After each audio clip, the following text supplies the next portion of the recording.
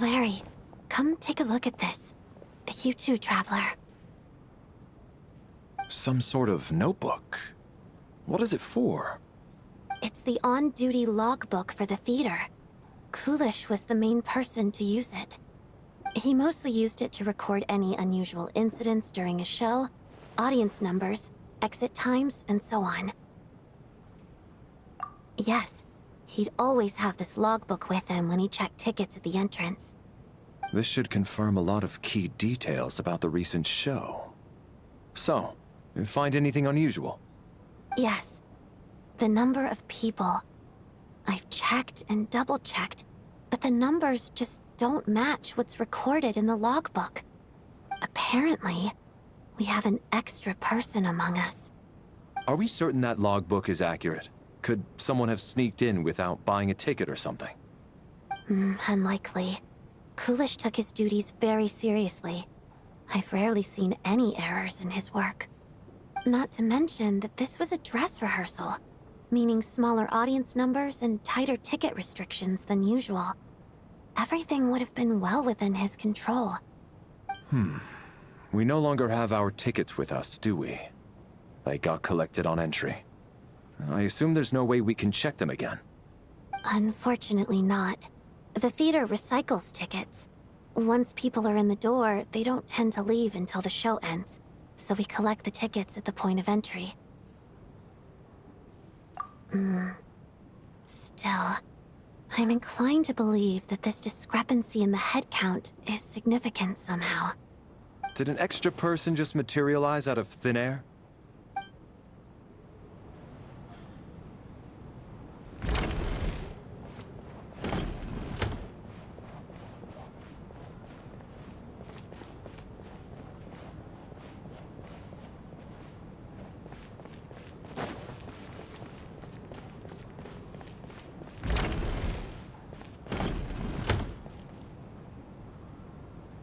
Ah, Traveler. Since you're here, come take a look at this. Alosha found it. We're both curious to hear your perspective. It appears to be an investigation report. And the focus of the investigation was the rumors of haunting we heard about earlier.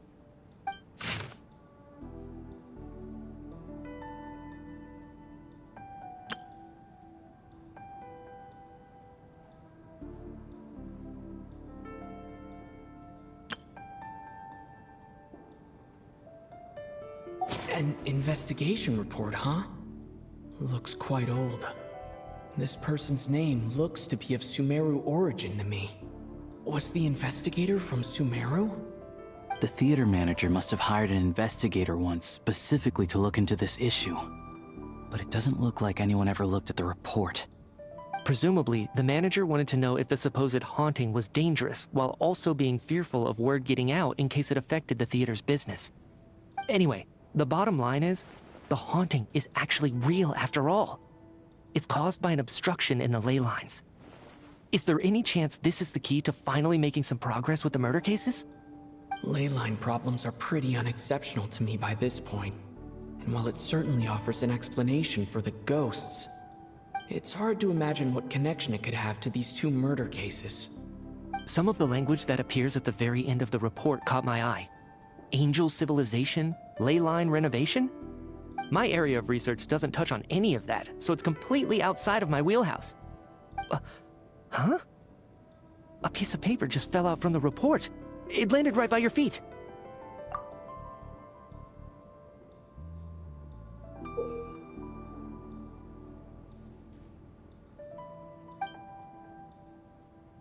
How unnerving. It was tucked inside the report, so it must be a note left by the author. Death is near. Is that supposed to be what's going on here? With us, in the theater? But if so, how did the author foresee it? Could he predict the future somehow? Maybe things are more complicated than we thought. No, wait a second.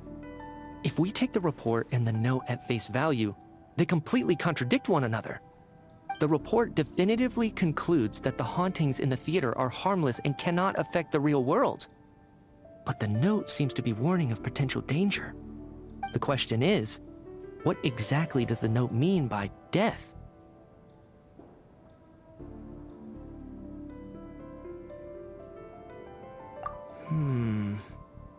The various ways we could interpret this keyword lead in completely different directions.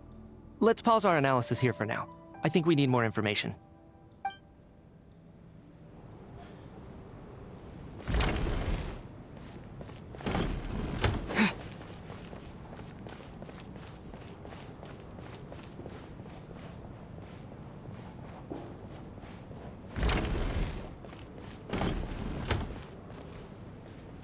Tonya, did you find anything? Not yet. Still looking. So... Are we supposed to be looking for something paranormal? I think I'd prefer teaming up with you than looking around on my own. This looks like somebody's notebook. Shall we read it together?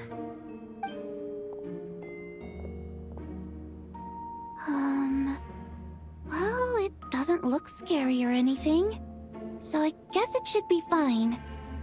Alright, let's read it together.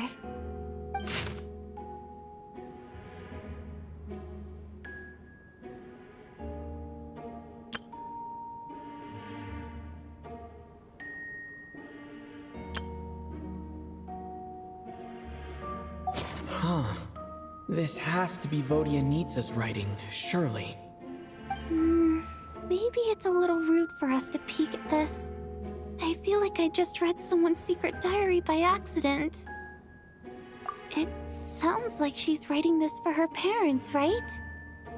I don't understand. Why put this stuff in a notebook instead of mailing it in a letter? Because her water imp parents belong to the aristocracy, who were driven out of Snezhnaya by the Tsaritsa long ago. And now they live somewhere new, where the postman can't get to. We're sorry! It's fine. My fault for not storing it properly. I can't leave things lying around and expect them to get ignored when everyone's scouring the place for clues. Alright, give me my notebook back. I'll take over the investigation in this room.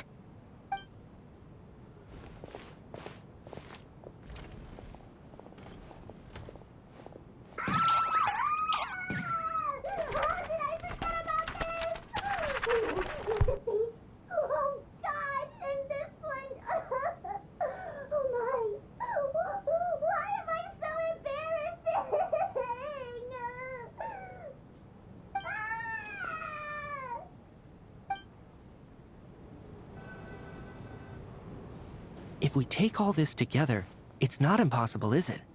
If anything, it's the natural conclusion. Well, I beg to differ. This sounds to me like a product of a researcher's vivid imagination. And perhaps it's because I'm still viewing this through the lens of a typical murder investigation. But still, I'm struggling to be persuaded by your theory. Does it really sound that far-fetched?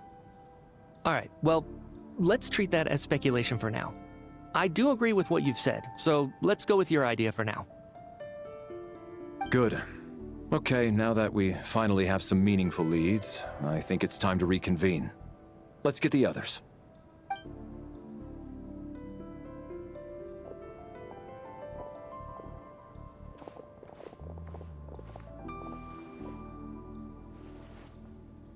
So, that's about everything we've discovered so far.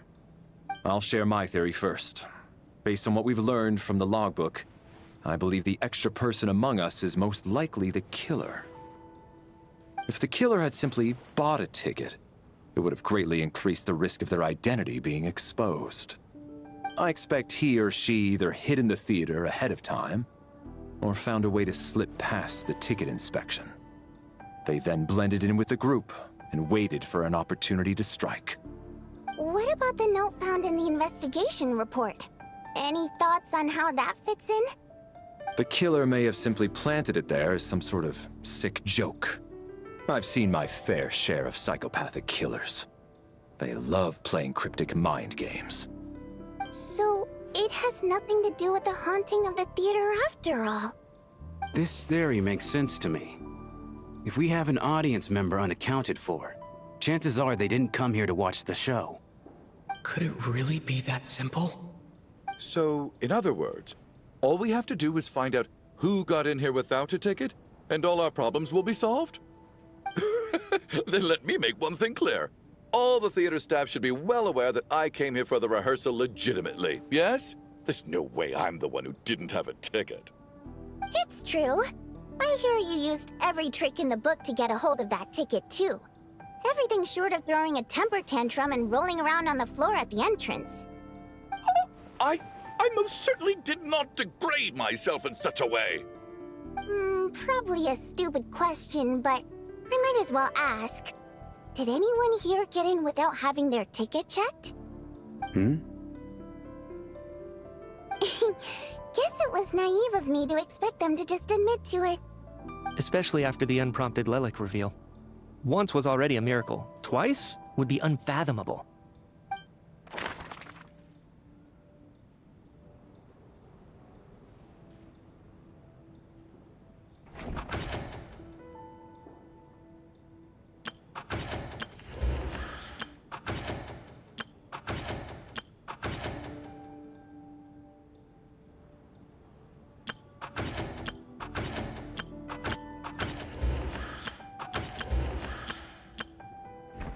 As things stand, the audience head count doesn't add up. I guess we can rule out the theater staff members.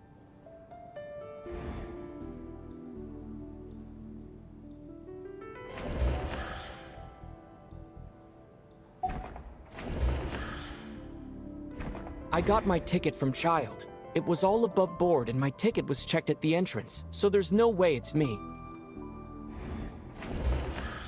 Tonya received her ticket the same way I did. I assume Child got both of them together. In any case, I knew in advance that Tonya was coming.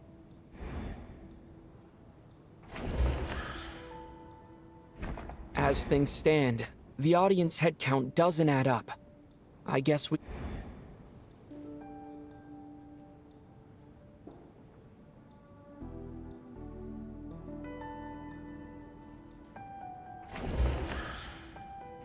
As things stand,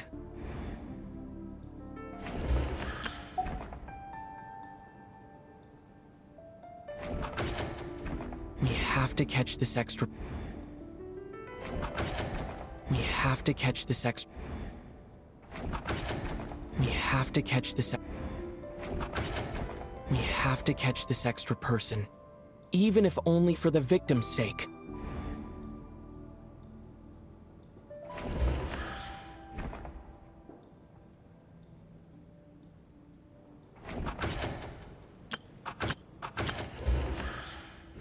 Valeri came to the theater to catch Mitya. Those two should be able to vouch for one another, and their motives are clear. Valeri came to the theater to catch Mitya.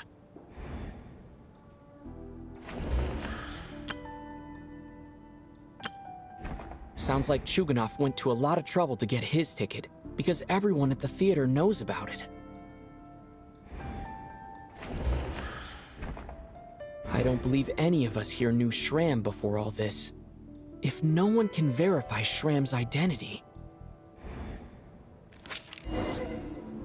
Mr. Shram, did you really go through the ticket inspection to get in here?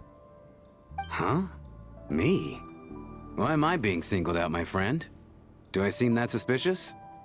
It's not that you stand out as suspicious, more that everyone else has been ruled out as trustworthy. Okay. Well, we spent the best part of 2 days together now, so I'm sure you can all tell what kind of person I am. I'm a true gentleman. I never dream of doing something like sneaking to the theater without a ticket. Yeah, I have no doubt that you're a good person. But the problem is, none of us here actually know you, so no one can say for sure that you are who you claim to be. Although, actually, what was it you said last night? Yeah, you're friends with that water imp, which is why you understand our primary mode of expression. Last time I checked, there were barely any of us remaining in Snezhnaya, since most of the water imps left. Could you tell me a little bit more about your friend? There's a good chance I actually know her. And I suppose it's also kind of a way for everyone else to get to know you a little better.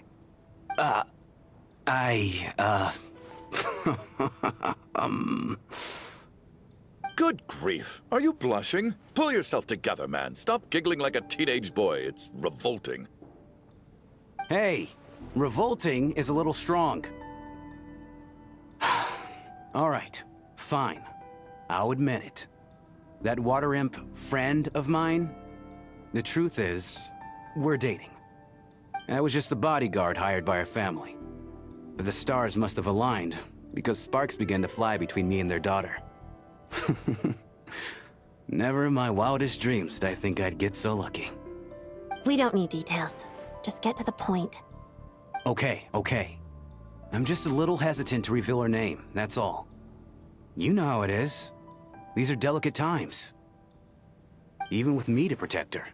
If word gets out that she's dating a human, both the Fae and human factions will give her a hard time. Really? Wait, no. That can't be. Huh? Shram, what the devil are you talking about? Why is everyone looking at me like that? Surely you can understand where I'm coming from. Delicate times?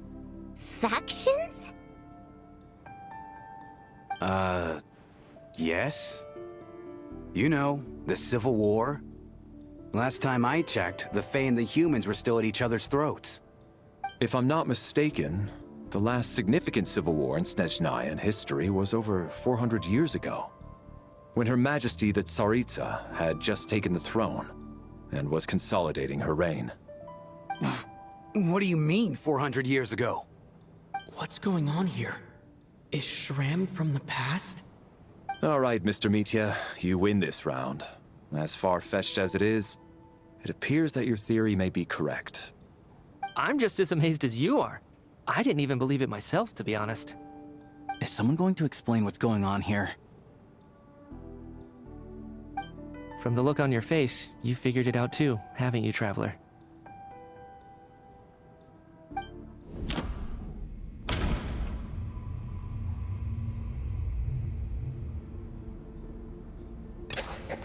The theater's ley lines have been modified to block souls within its grounds from returning to them. Some souls can even wander this place forever. Mr. Shram's statement proves he is from hundreds of years ago. And according to the investigation report on the theater hauntings, Mr. Shram is very likely a lost soul wandering the theater.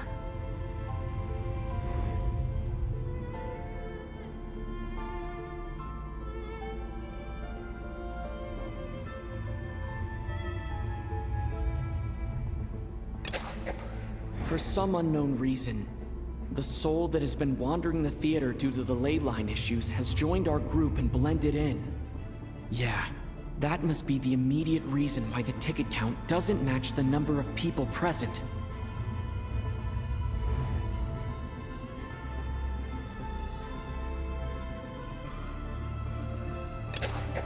The contents of the investigation report have been verified. There are indeed ley line issues and wandering souls in the theater. Death likely symbolizes the deceased. Mr. Shram, for instance. Death is near. That must mean that there's a dead person in our midst. That's the truth, isn't it?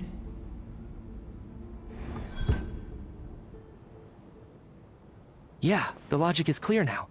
The investigation report said that there would be souls stuck wandering around the theater because the ley lines were cut off. Mr. Shram must be one such soul who died in the theater a long time ago.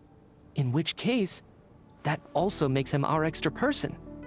So when the note said death is near, it must have been referring to death as in the deceased, people who died a long time ago. Someone who died a long time ago. In short, there's a dead person among us. The extra person we've been searching for is a ghost from the past. You mean I'm a ghost? No. Don't make jokes like that, my man. There must be some mistake. But even if I was dead, I know for a fact I didn't kill anyone these past 2 nights. Yeah, even if all that's true, the report also said the souls inside the theater can't affect reality, right? They're harmless. Then what if the problem isn't the souls at all, but the ley lines themselves? The ley lines have a powerful ability to attract and devour souls. Let's say that the ley lines are like a black hole, constantly seeking to engulf souls. But the souls that don't want to return are trying to avoid being sucked in. Huh. Why does this analogy sound so familiar? What happens when the black hole can't achieve its goal? I'm only speculating here, but what if it ended up swallowing innocent souls by mistake, or intentionally taking other souls to compensate? That could explain why we weren't able to determine a cause of death. If you're right, and their souls were devoured by the ley lines, it does make some sense. It does seem to explain a lot of the things we couldn't make sense of. Does that mean it's true? Except there's no concrete evidence. Mitya is relying on a lot of logical leaps.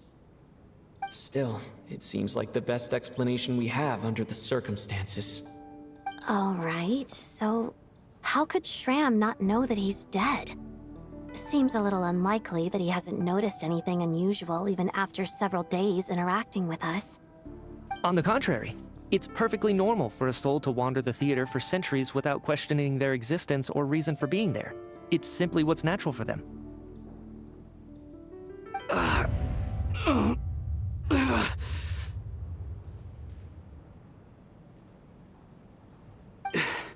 You know what, Mr. Brainiac? I think you might actually be right after all. I'm trying to remember and...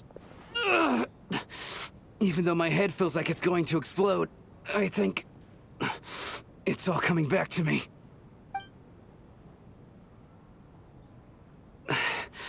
I was the one who didn't want to remember my own death, so I forced myself to forget. Well, I'm sure those are painful memories. My lady and I snuck out to go on a date one day. We bought tickets for the theater. It wasn't really my thing, but I was just happy to be together.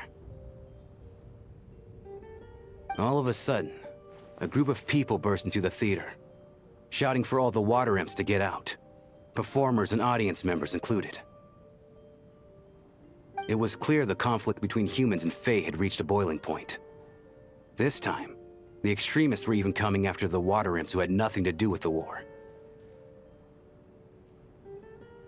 I thought I could pull one over on them, so I took off my jacket, draped it over my lady, and tried to sneak out amid the chaos. But I got caught. They started shouting, calling me a traitor to humanity. But I was going to do whatever it took to buy her a chance to escape, no matter how many people stood in my way.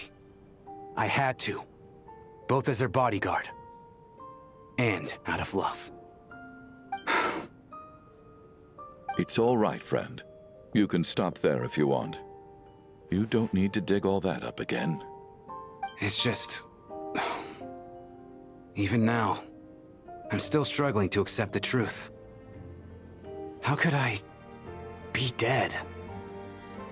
I'm sorry, everyone. If I'd known I was a dead man walking, I wouldn't have dragged you down with me. If I'm the cause of all this death, then punish me however you see fit. But, Mr. Shroom... No. I refuse to be a burden. I know what I have to do. You said I've been wandering the theater for centuries, right? I guess it's high time I got a breath of fresh air. Out there, I mean. I'll leave this place, and take all this death with me. Go out on my own terms. Mr. Shram, I'm sure we can figure out a different course of action. My good sir, we both know I'm not supposed to be here. I should have accepted my death long ago. One way or another, this has to end. Unless you're saying this goes against another one of your military principles somehow. No, I'm speaking on a personal level this time. Let it go, man. Oh, wait. One last thing. Miss Water Imp. My lover. Her name was Letia. Letia Ozarova. Do you know what happened to her? Ozarova. Oh, Auntie Ozarova. That's what we all called her. I remember her as a very kind elder. She had a bunch of kids, too. I'm so glad she survived. And she had lots of kids? Good. That's... good. I could hardly expect her to stay single just because of what happened to me, right? As long as she went on to be happy, that's all that matters. Besides, I'm dead. My soul's been wandering around here for so long because I was worried about her. But now, I can go without regret. There's no need to see me off, my friends. I've enjoyed our time together over these past few days. Perhaps we'll meet again in the next life.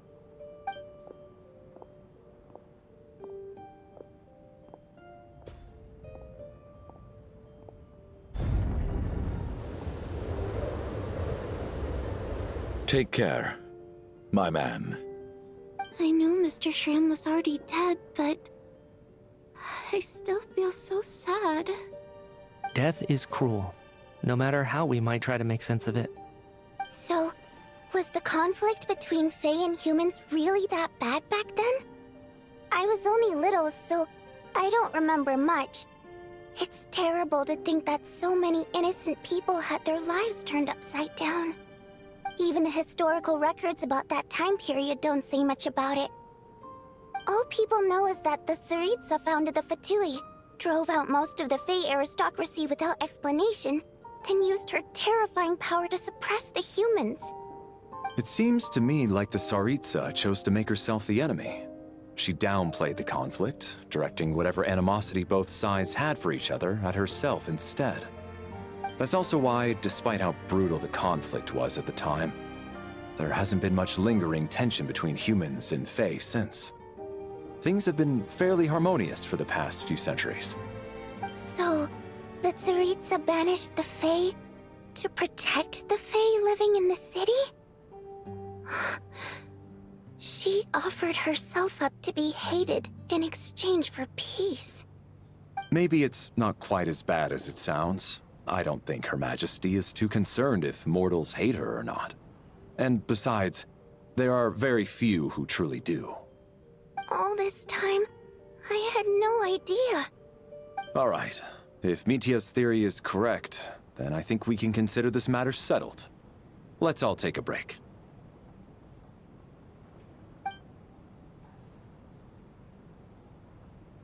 Ugh, if only this blasted storm wasn't still raging on.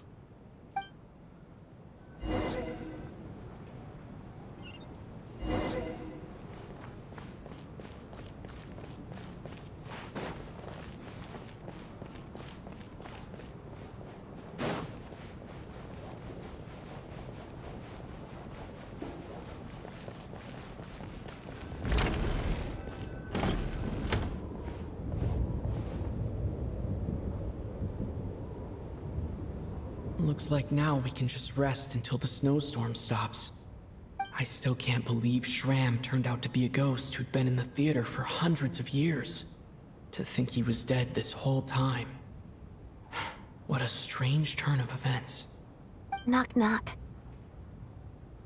Huh? Knock knock. You know the door isn't closed, right? You don't have to knock. Think of it as a signal then. When I'm entering someone else's room and I knock, I'm here as Odette. If I don't knock, it's Lelik. Thanks. So, why did you come to find me? Is there something I can help with? Vodyanitsa said you knew about my secret identity from the start. But when everyone was discussing who Lelik could be, you were worried that revealing what you knew would be unfair to me, so you kept it to yourself, right?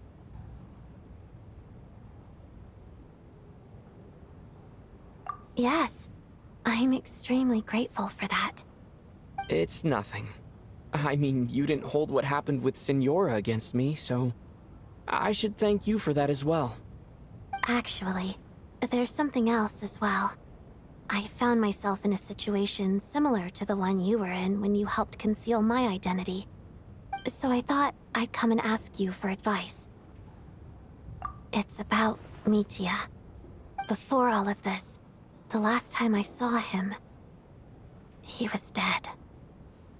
As I'm sure you know, my goal as Lelik was to stop Project Snezhnaya. Well, when I found out the tech lead for the experiment behind Project Snezhnaya was Mitya, I immediately started planning to track him down and threaten him to back out. I often saw him around the theater, but I soon concluded that making my move there would risk exposing my identity. So I decided to infiltrate the Armory Palace and go directly to his lab. That way, the threat would be much more effective. Well, I suppose there was a bit of luck involved, but I am a Fatus, so I already had some familiarity with the building's layout.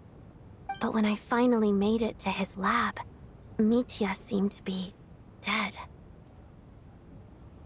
I checked his breathing and his pulse. He had no vital signs whatsoever. I'm certain of that.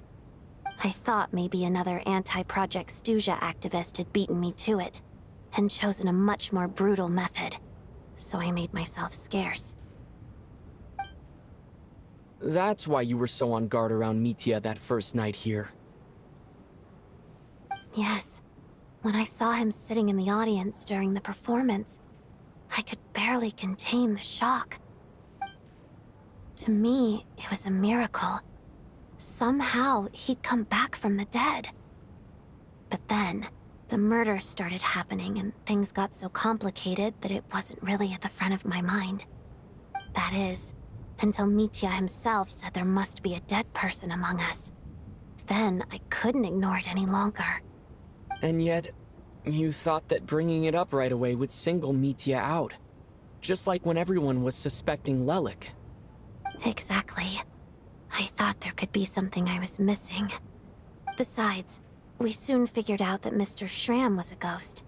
And we knew there was only one extra person. So we thought he had to be the one. But now, it seems like there's another candidate. I understand why you kept it to yourself. There was so much information being thrown around during that discussion. Bringing up Mitya would have just introduced more confusion. So, what do you think we should do? Let me confirm one thing first. When was it that you found Mitya dead?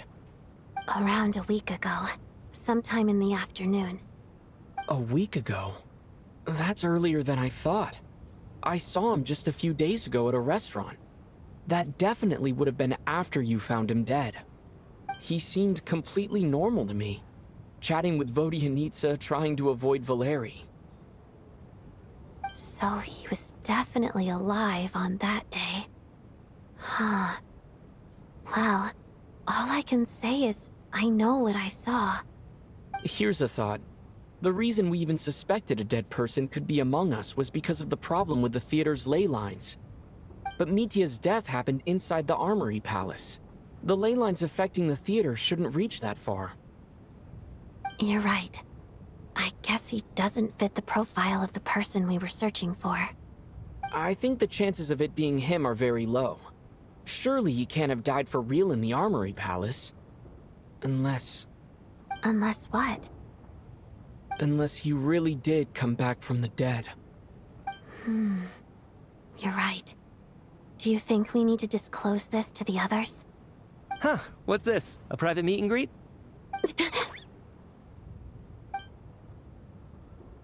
Where do I line up? That's not what's going on here. Well, I was just making the rounds. Thought I'd try to lighten the mood a bit. Vodyanitsa's handing out food if you're hungry.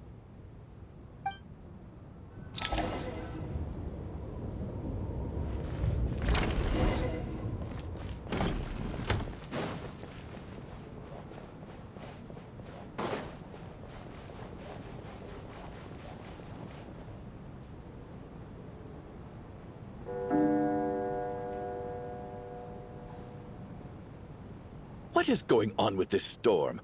Could it be connected to that monster that just arrived in Snezhnaya? I almost hope it is. Her Majesty the Tsaritsa left to vanquish that beast herself. We just need to wait for her triumphant return. Do you think people still feel the cold after they die? I'm wondering about Shram. Oh, maybe we should have given him a coat before he went out there. Death itself is cold, isn't it? I'm sure the storm will embrace him. Well, I hope he has a safe journey. I'm going to miss him, I think. It's not like we can blame him for Rampana and Kulish's deaths. Thinking back on it, we barely made it out alive ourselves. Once we get out of here, how are we going to explain what happened to their families?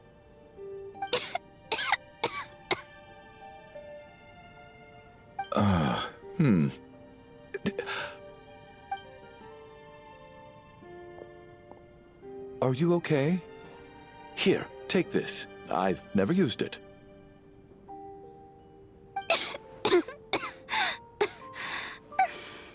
Thanks. Look who's Mr. Nice Guy all of a sudden. Is it because Tonya stood up for you this morning? At least you know how to return a favor. Yeah, without Tonya, who knows how badly he would have been hurt. I told you already, I never intended to resort to violence. Duh, bunch of rascals. Little girl? I was rather surprised when you spoke up for me this morning. I didn't think I had many admirers here, so, thank you. Oh, no need to thank me. I said some bad stuff about you too. I've been, too embarrassed to admit it, but, you remind me a lot of my daughter. So kind to everyone, but never lets her old man off the hook. Unless my wife and I are having a fight, then she's always on my side. Especially when she was little. Every time I took her out...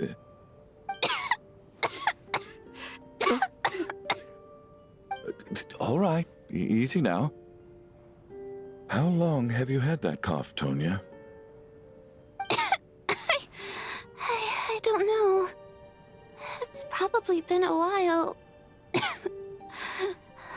I'm fine. Are you taking anything for it? Yeah. I'll be fine once I see my brother. He's gonna pick some frost fairy flower leaves and brew a tonic for me. I'll feel much better once I drink that. I see. That's good to hear, then. We should probably discuss arrangements for tonight. Now that the deceased has left our midst, there shouldn't be any more incidents.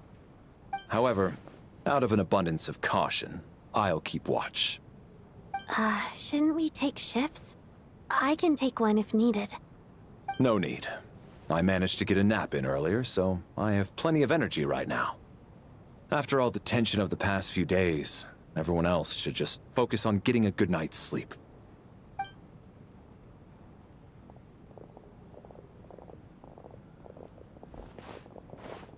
What a long day. This whole situation turned out to be way more complicated than I expected. But Valeri's right. I should just try to calm down and get some rest. The last thing I want is to give myself nightmares.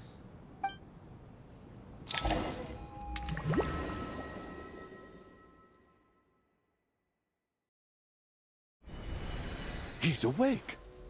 He's awake! Get over here, you big lug, and take a look. If you must call me something, call me Mr. Door. The Black Mist is coming. You need to go. Are you all right? Can you walk? We just got attacked by monsters on our way up. That Mr. Door fellow protected us. He just seemed to come out of nowhere. Not much of a talker, but when it comes to taking down monsters, that man doesn't hold back. Curses! The Black Mist is catching up to us. We need to keep going. Mr. Door, I don't believe I've ever seen you around here before. Why is that? There's no need to try to get to know me. I'm just Mr. Door. Mr. Door! Monster! Looking for trouble? I can just push these ones off. Well, anyway, we're lucky to have you here. Thanks for saving us earlier. No need to thank me. This is where my duty lies.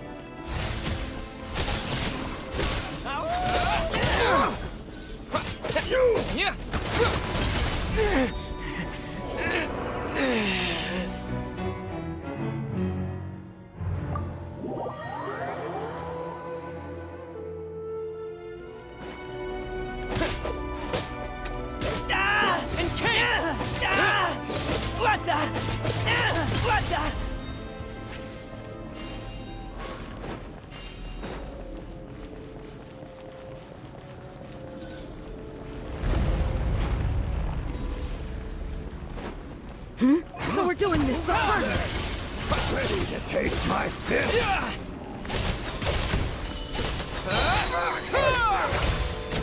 You win. Remarkable work, Mr. Door. If I had your muscles, I'd do the same.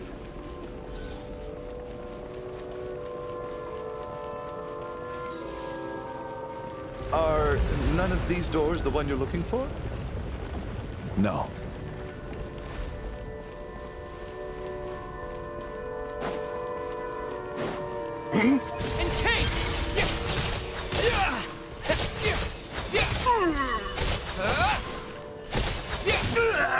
Come now. Impossible. Fighting frog! Impossible. I'm so exhausted. And the black mist is still rising. Oh. Wait, look! There's more monsters down there. Are they coming from within the black mist? No, no! They're gaining on us! Quick, keep going, or they'll be at our heels any second!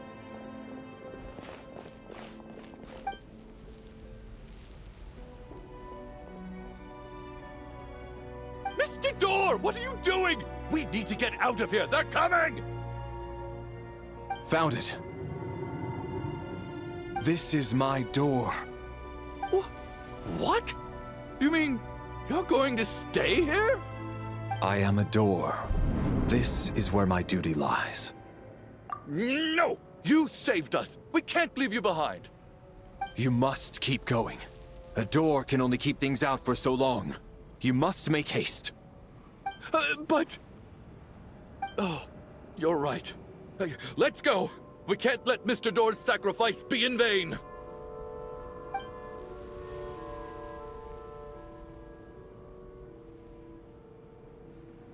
The black mist isn't moving anymore. Looks like both the monsters and Mr. Door are gone. I didn't just imagine all that, did I? Surely I wasn't so scared out of my mind that I hallucinated a door as a human being. Oh, okay, good. There's no way we both hallucinated the same thing. Getting sleepy? Well, looks like we're safe for now. Go ahead. Let's get some rest.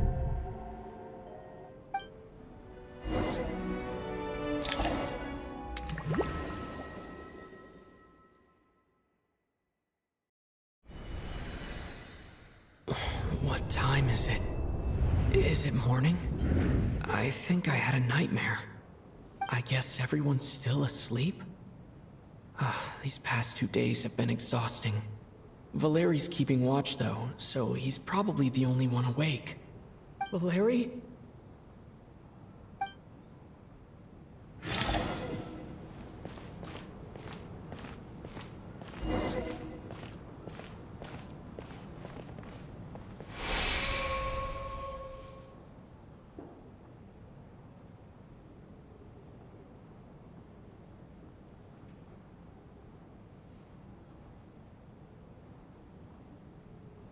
Wake up! Everyone needs to wake up!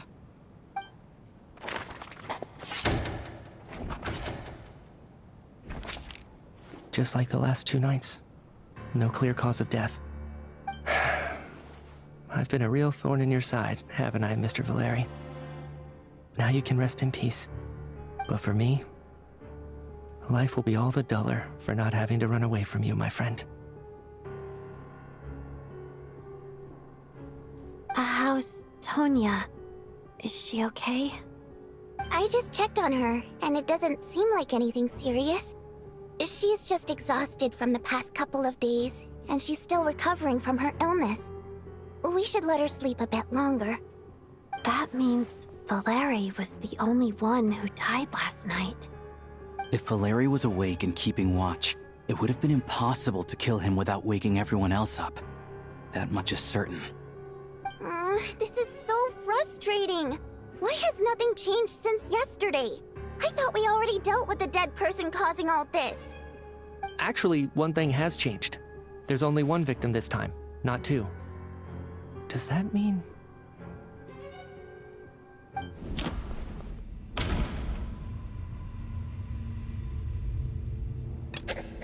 But Mr. Schramm was already deceased to start with. That doesn't seem very likely.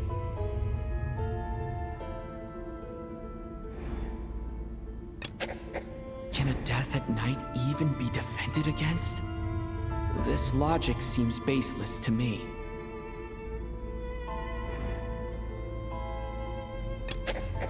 No similar cases have ever been confirmed, so this theory doesn't seem to hold up. After the deceased Schramm left, there was one less victim last night. That more or less tracks. It's a reasonable conclusion, considering the only variable that changed.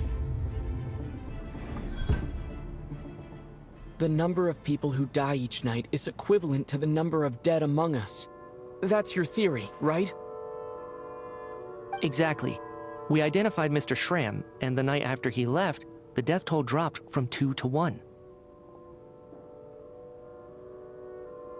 By that logic, there must be one more dead person left among us. Another one? But there was only one person unaccounted for in the ticket checks, right? The head count should match up now. Having an extra person was definitely a cause for alarm, but being one person short isn't nearly as unusual. Someone could have left in the middle of the show, or made it out before the storm hit. One more dead person among us. If Mitya's theory is right, then what Odette told me seems a lot more relevant. It's just, at the time, we had no reason to think there was more than one dead person. If only we'd taken it more seriously as a possibility, maybe this could have been avoided. I'm sorry. This is my fault. I had information that could have been helpful, but I held back.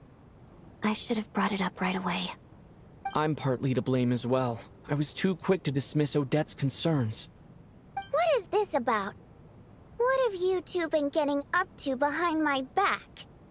Sounds like there's some big news you've been keeping from the rest of us. Well, we're all ears.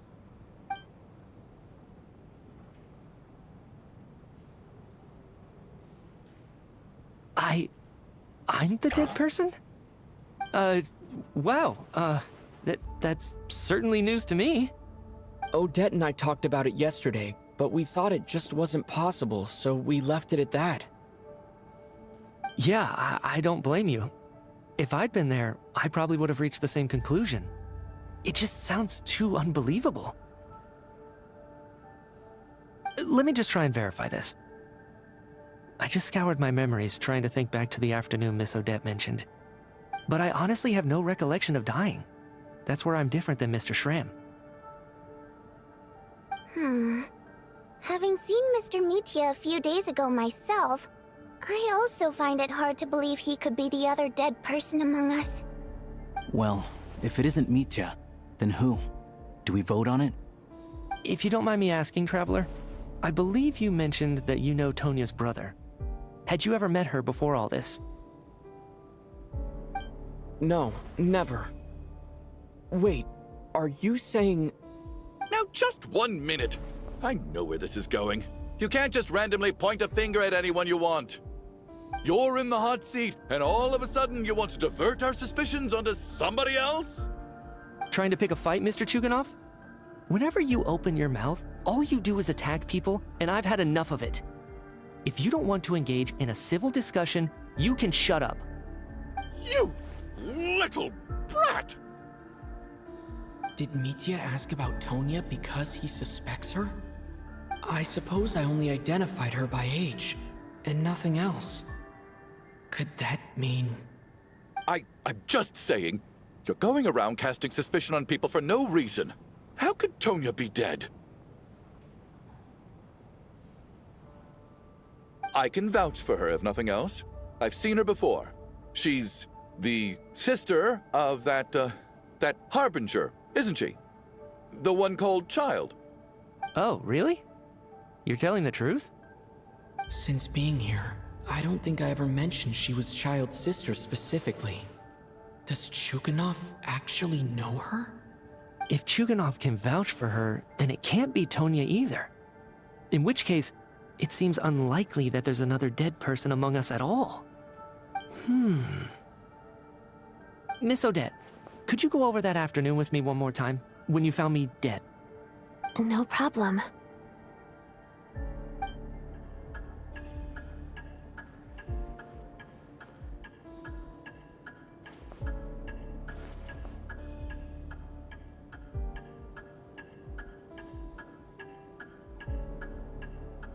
Huh. No matter how hard I try, I just can't remember anything about dying. But I do remember something else. Miss Vojanitsa, during our last meal together, I told you how some of the researchers were suffering from temporary memory loss. Do you remember that? Oh, yeah. You said it was hindering the progress of your experiments. You thought they were just under too much stress or something. Right. And even though I don't remember dying that day, I'm pretty sure I experienced something like amnesia. Some of my memories from that afternoon are missing. Are you suggesting you're missing the memory of your... Of course. How am I only just realizing this? Humans aren't necessarily aware of their own death. You mean being silently assassinated, or dying in your sleep? Situations like that? The researcher's amnesia. Suddenly it all makes sense. I must thank you, Odette. I think your perspective just helped me reach a breakthrough on a series of issues that have been troubling me for quite some time. All right. It's decided then. I'll be the one to leave today. Oh, leave? Hey, wait a minute. Aren't you rushing into this? What if you're wrong? You'll pay with your life. Come on, kid. Aren't you gonna fight for your life? This seems like a rash decision. I have other reasons beyond what's been discussed. In fact, thinking back, I remember during Miss Odette's performance, while I was sitting in the audience stalls, a brilliant new idea for my research popped into my mind. But then, my train of thought suddenly cut off. I can't remember it now at all, and I didn't take any notes. I guess that must be another instance of temporary amnesia. No. Hold on. I see where you're going with this. You're suggesting that each instance of temporary amnesia is a death, right? There's a glaringly obvious flaw in that idea, no? How can one person die so many times? I believe Miss Odette's account. During the period where my memory is blank, I must have been either dead or in a similar state. All it would take is for the same thing to happen in the theater, and I would come under the effect of the ley lines in this vicinity. This increases the likelihood of me being the deceased, does it not? But... There's no evidence to suggest that anyone other than me is a candidate for the deceased. So allow me, as a scientist, to treat this as an experiment. Please relax, everyone. I don't think things are as bad as they may seem. If I really am the deceased, then to leave the theater will be a relief for me. If, on the other hand, I'm still alive right now, well, apparently you've all witnessed my resurrection recently anyway. Who's to say I won't return from the dead again this time? Mitya's right. This is the only thing we can try right now. I think he's deliberately downplaying the gravity of the situation, though. He probably doesn't want to burden everyone.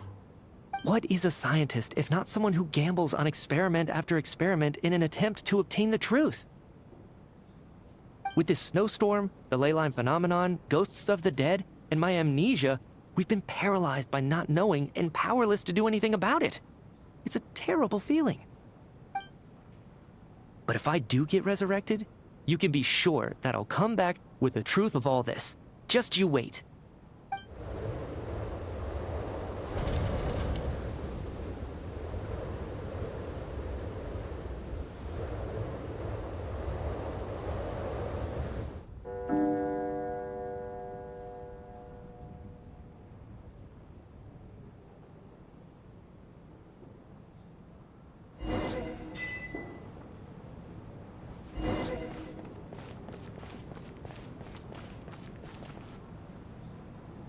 Poor Mr. Mitya. I didn't even get to see him one last time. Maybe it's a good thing that you weren't there to see it. It was a hard thing to watch. I hate goodbyes. Why does it feel like everyone around me is slowly disappearing? Not just in here, I mean. In the outside world, too. Maybe it's the realization that, at the end of life, everyone has to face it alone. Come to think of it, the main reason we're still alive right now is pure luck. Each morning here, for every one of us, there's the chance that we might not wake up. You could take it a step further and say that the same is true outside, too. Who can ever be 100% sure when they drift off to sleep that they'll open their eyes again in the morning? If I make it out of here, I'm going to cherish every moment that I'm awake and live without any regrets. Without regrets. I feel like a strange sense of anxiety has been quietly growing inside me over the last 2 days.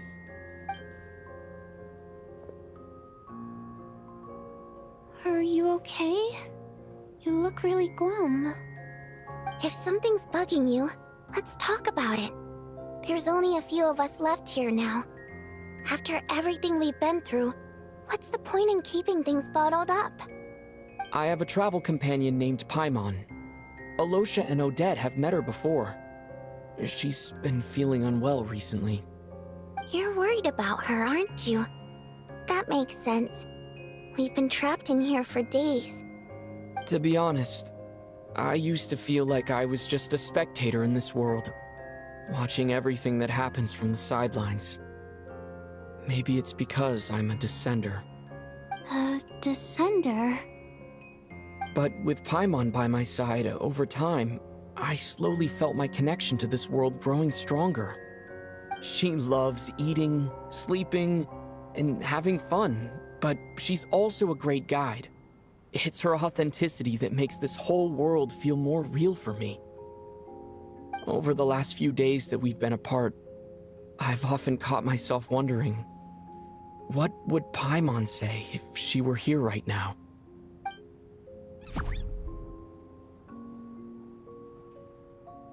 But by the time I snap out of it, the conversation has already moved on, and I'm still in my own little world. I'm trying to overcome this sense of detachment, but I really miss Paimon. I guess, in a way, she means the whole world to me. I bet she misses you when you're not there as well. Maybe you're her entire world too. I don't know if this will make you feel any better, but back when the water imps left Snezhnaya in droves, I also felt like the whole world was suddenly empty. I could be surrounded by people all smiling and having fun, and still feel completely separate from it. So, I totally understand how you feel. Later on, I started to think, maybe accepting the fact that our loved ones won't always be with us is something that takes a lifetime. All we can do is cherish their companionship from moment to moment. So, once we get out of here, you better hurry back to our side as fast as you can. You can't let your story end in regret. That's the trope I hate the most. Thank you. That's exactly what I needed to hear. But Vodyanitsa, if you hate goodbyes too, why didn't you leave with your people? That's just the choice I made. I used to regret it, but I don't anymore. Like I said before, singing is a water imp's primary mode of expression. It's how we convey our emotions. Our songs have echoed through this theater for hundreds of years, each one a story pieced together through moments of joy and sorrow.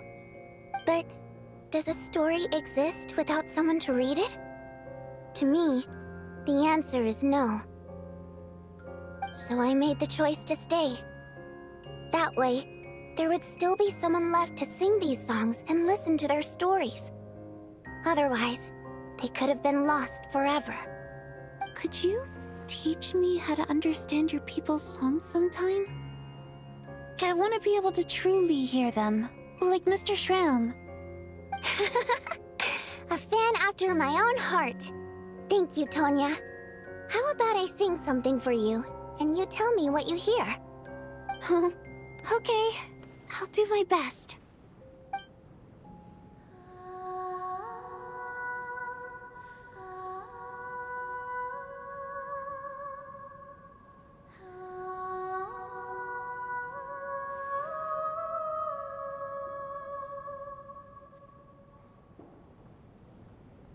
I've never heard that one before. I feel like I can hear a sense of longing somehow. I wonder why that is. Color me impressed, Tonya. You're a keen listener. Most people can only tell if a song is happy or sad.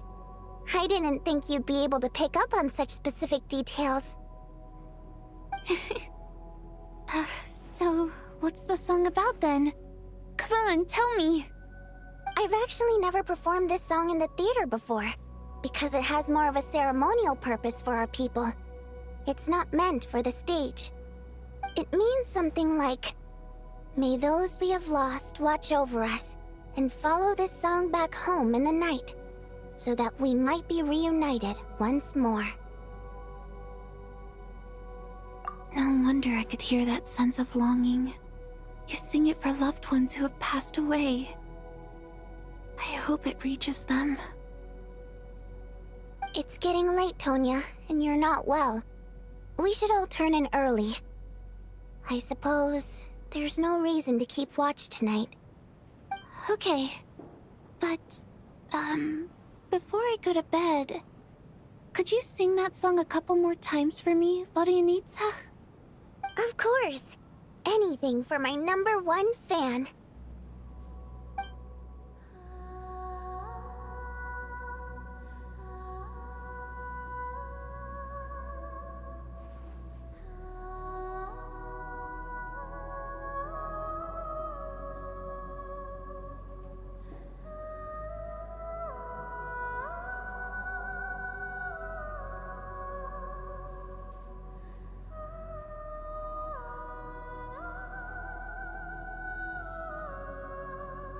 Once I get out of here, I definitely don't plan on ever coming back.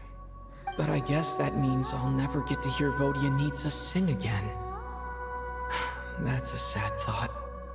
Before I fall asleep, I should cherish this moment of companionship while it lasts.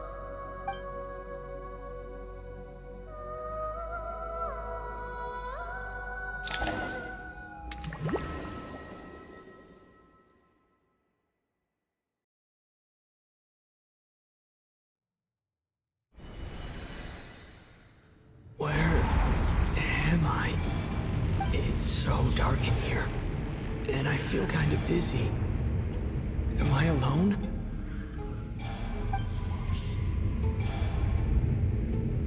Huh? What was that noise?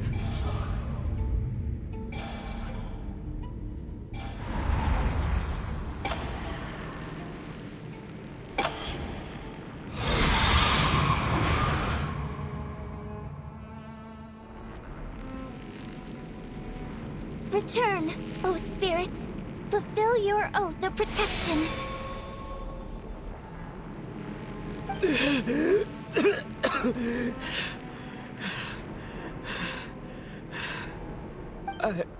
I'm alive? What just happened? No time for questions. Quick, over here. Turn on the switch. We need to bring back the light.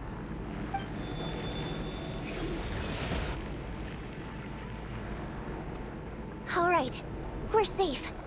The spirit just now is called Night Prayer. The light subdues her, but she'll attack without a second thought in the dark. Sort of. I know it's hard, but you can't let this place go dark, or she'll kill you again. Yep. Luckily, I was here to resurrect you. Otherwise, that'd have been a real bummer. A bit more than a bummer, I'd say. Wait, so you have the ability to resurrect people? Sure I do. I'm your guardian spirit after all. I specialize in soul recall. Oh, it's nice to meet you, by the way. Thanks. It's nice to meet you too. All right, there's no time to waste. The black mist is already catching up. We need to avoid it and Night Prayer at all costs. Come on, let's go. We need to reach the next switch before the place gets too dark. If we bring the light back, Night Prayer won't be able to get to us.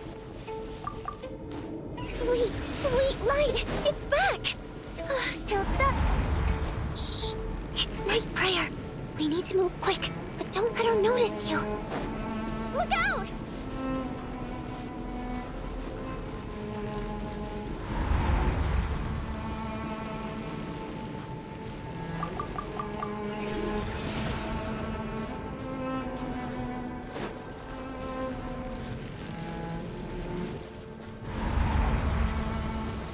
The next switch is...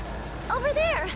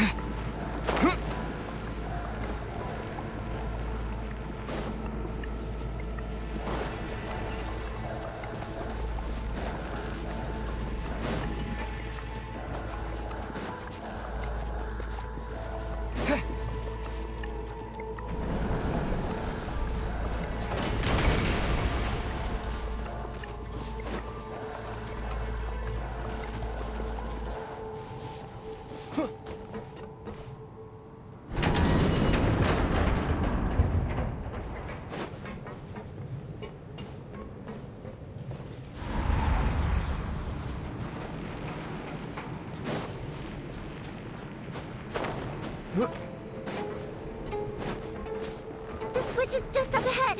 Hurry! It's too dark! We're not gonna make it! Come on, faster!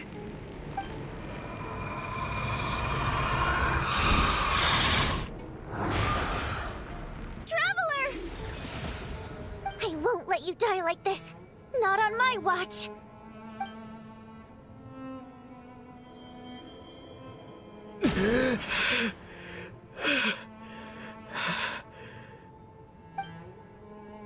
Even though it's not permanent, dying is definitely not a pleasant experience.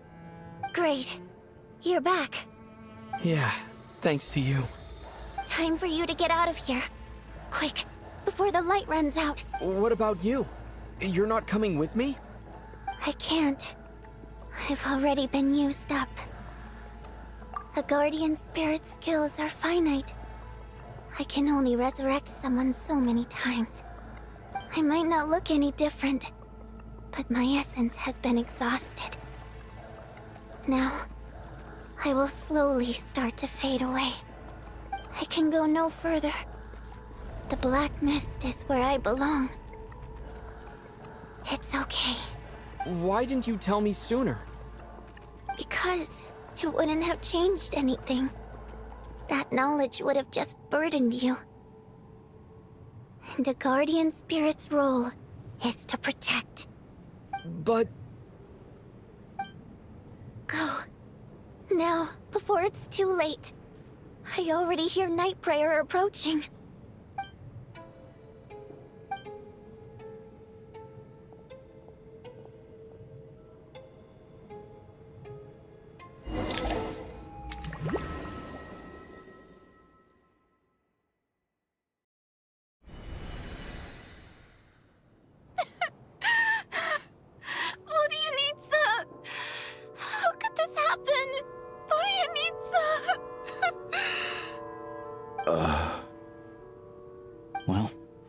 guess there's no need to inspect the body.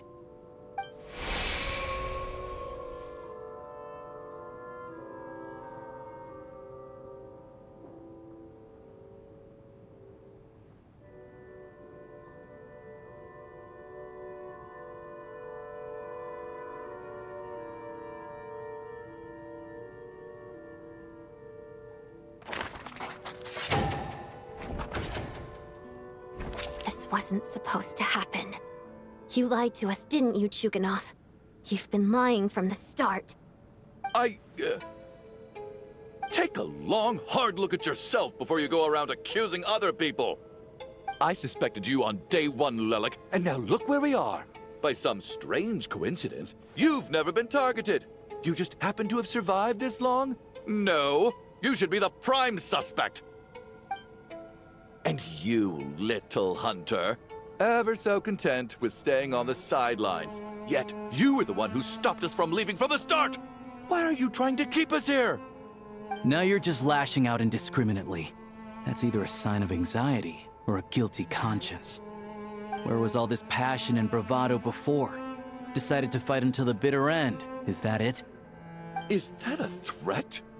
Fine, bring it on. You think I'm afraid to die after all this? You want to kill me? Go ahead. I'd like to see you try. After all the trauma of the past few days, everyone's been pushed to the breaking point. Valeria and Mitya aren't here anymore. Someone else needs to step up and take charge. But first, I need to think this through.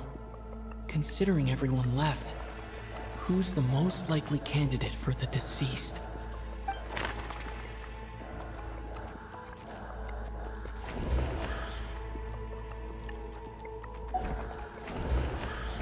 My memories are perfectly coherent.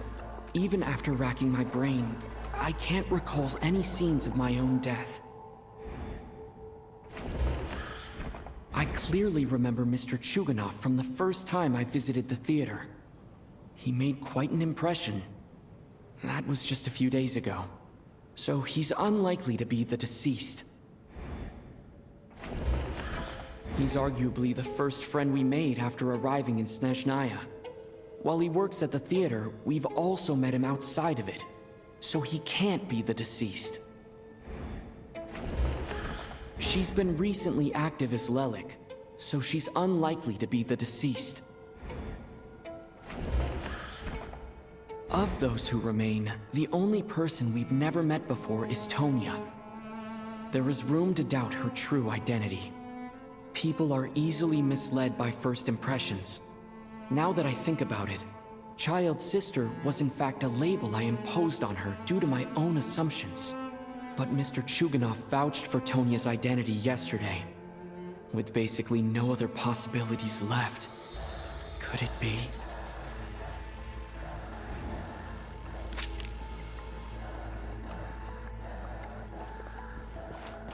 Tonya, how's Tusser been lately? Tusser? Your brother Ajax must have mentioned me in his letters home, right? Did he say anything about a blonde traveler? No. And my brother's name is Razik, not Ajax. Chuganov, looks like it's your turn to do some explaining. Yesterday, you said you could vouch for Tonya. Why did you give us a false testimony? I knew you were behind this, Chuganov. You've been lying through your teeth from the start. Everything about you is fake, down to the wife and daughter you're always talking about. Your entire family man persona is a charade, isn't it? That night, when I infiltrated your place as Lelik, I noticed you were home alone. Didn't think much of it at the time. Just thought everyone else was out. But thinking back on it now, that doesn't seem very likely. My guess is, you live alone, don't you? Even that was a lie? But why would he lie about having a family? Oh! Curses! Oh, why is there no end to this blasted snowstorm? If it would just stop! If it would just stop. I think I remember now. I know how I ended up here. It feels like a distant memory.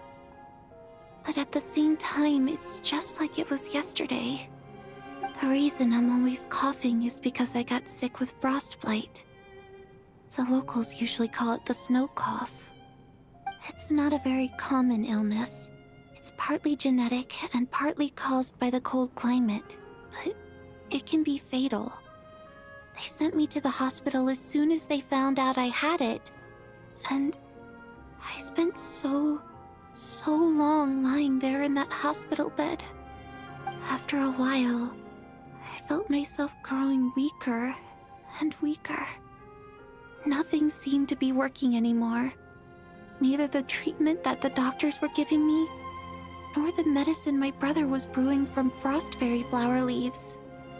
So one day, I told my brother that I wanted him to take me outside for once, so things could be like they used to, just for one day. I wanted to meet loads of friends, experience new things. He agreed. He snuck me out of the hospital, and we escaped. We got to the theater, bought tickets, and went inside. Oh, it was all so exciting. I remember the show very clearly. It was amazing. But I found myself getting sleepier and sleepier. Oh, Tonya. When I woke up, I couldn't find my brother anywhere, so I guessed he'd already left. But there's no way he'd leave me behind. So I decided to stay here and wait for him. At the time, I figured he'd probably gone to brew some more medicine for me. I was planning to chew him out for abandoning me when he got back. Tonya, it sounds like by then you'd already... Yeah, I know. I understand now. Dead, aren't I? This cough and the feeling weak, it's probably just my body's memory. After all of that, it turns out I can't blame my brother after all. I was the one who abandoned him. I'm sorry, everyone. I realized this much too late. It seems like death skewed my perception. And now I've dragged you all into this mess. Your name probably isn't even Tonya, is it? Didn't that ever strike you as odd over the last few days? Well, when I was little, my brother and I read a storybook, and Tonya is the name of one of the characters. When we escaped from the hospital, our family and the hospital security were looking everywhere for us. So when you first approached me and said my brother had sent you, and called me Tonya, I thought he must have chosen a fake name that only the two of us would know. Because he was afraid of getting caught. Now, it seems like that was just wishful thinking. At least your memory of death isn't painful. That is a small comfort. Now it's your turn, Chuganov. Talk to us. I believe no lie is ever told without a reason. You're right. I was lying.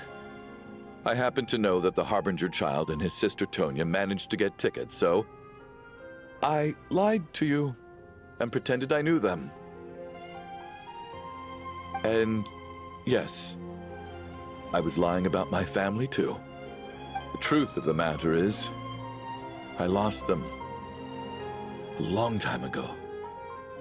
I just refused to accept reality. And now I've spent the second half of my life living a lie. I'm a joke. My daughter's name was Iskra. And before you ask, yes, Iskra, as in Iskra Manufacturing Plant. She also died from the snow cough. She was just 6 years old. If she were still alive today, she'd be around the same age as little Tonya here. After Iskra passed, my wife couldn't bear to face those memories either. So she chose to start a new life. without me. One day when I came home from work and saw the empty room, I felt like I couldn't breathe. Subconsciously, I started to imagine that they were still there. I soon discovered that this was the only thing that made me feel any better, so I just embraced the delusion. Nothing more than a pathetic means of escapism, I know. But at least it's not a crime. So explain your false testimony, then. The night before last, when I was chatting with Tonya, she mentioned that her brother would brew medicine for her from frost fairy flower leaves. Combined with her various symptoms, I suddenly understood everything, including the fact that she was deceased. The snow cough used to be an incurable illness. I would pick frost fairy flower leaves to brew medicine for Iskra too. It took hours and hours on the stove. But the year after my daughter passed away, the jester of the Fatui announced that a cure for frost blight, also known as the snow cough, had finally been developed. It turned out that all previous treatments were completely ineffective. No better than random concoctions. That was the final straw for me. I just couldn't take it anymore. Just one more year. One more year, and everything would have been okay.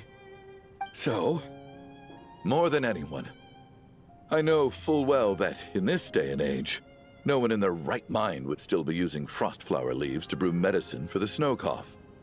Poor Miss Tonya, therefore, had to have been from an era when snow cough was still a terminal illness. So, you projected your daughter onto her? Even though you knew she was one of the dead?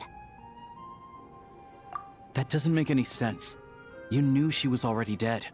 What did you hope to achieve by protecting her? I just don't believe in your crackpot theories, nor do I approve of your actions. How can you just declare a living person dead and throw them out into that snowstorm? Nitia's gone. My good buddy Shram's gone. And now it's Tonya's turn, isn't it? The others I can make my peace with, but little Miss Tonya, here she is, standing right in front of us, alive and breathing, and fighting her own battles. Yet you're quite happy to say she's dead? I just want her to live. Once this snowstorm is over, the very moment it stops, I'm going to march out that door and find someone who can fetch the very best medicine for her snow cough. I'll be damned if I'm gonna let you cast her out into the snowstorm before I have the chance to cure her. Not again! Not this time! Not when the cure is right within our grasp! I'd never be able to forgive myself. Mr. Chuganov, stop. I can't let you do this. Tonya. By the sounds of it, you've known I was dead since the night before last, right? I really liked Mr. Valeri, Mr. Mitya, and Miss Vodoyanitsa. And now they're all dead because of me. I'm not happy about that. The reality is, you've been trying to fight your own demons through me. But all you've really done is trap me inside your delusion along with you. No! Listen to me.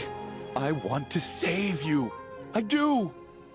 Well, at this point, I'm quite sure that I'm dead. I don't need to be saved. The time I got to spend with all of you is more than enough for me. Despite all the bad things that kept happening, I got to meet so many interesting people and spend so many days and nights by your side. Since the day I escaped that hospital until now, this has been an adventure I never even dared to dream of. I'm very fond of you all. If it were only possible, I'd trade my soul to bring back the ones who died. If it meant things didn't have to end like this. And that's why I'm not fond of you at all, Mr. Chuganov. I'm sorry. It's them that you owe an apology to, sir. Not me. Well then, I suppose this is it. It's time for my adventure to end. I've caused enough trouble. You're leaving already? It's still early. Don't you want to stay a little longer? No thank you. Oh, and by the way, my name is Patoshka. It was nice meeting you all. Feels strange that we're only being properly introduced now that it's time to say goodbye. Patoshka,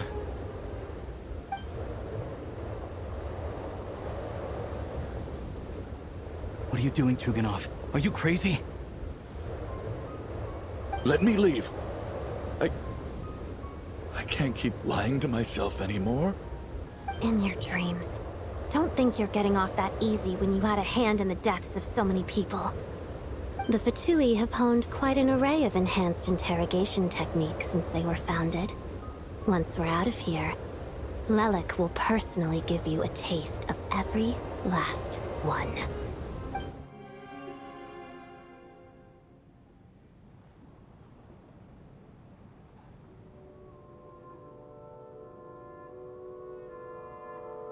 I think we should leave. I doubt this snowstorm is ever going to stop. For all we know, this storm might have destroyed all of Snezhnaya by now. Maybe even the whole world. Wait, we finally solved the mystery of the haunted theater today. Maybe let's at least try to enjoy tonight? Fair enough. I don't particularly feel like dying in Chuganov's company anyway. And yet you won't let me die first. Hey, Chuganov, on a serious note, if we do make it out of here, you should close down that factory of yours. A lot of people are freezing thanks to you. Is this really the time to be discussing my factory? All right, fine. I'll shut it down. Doesn't matter to me anymore. Am I hearing things?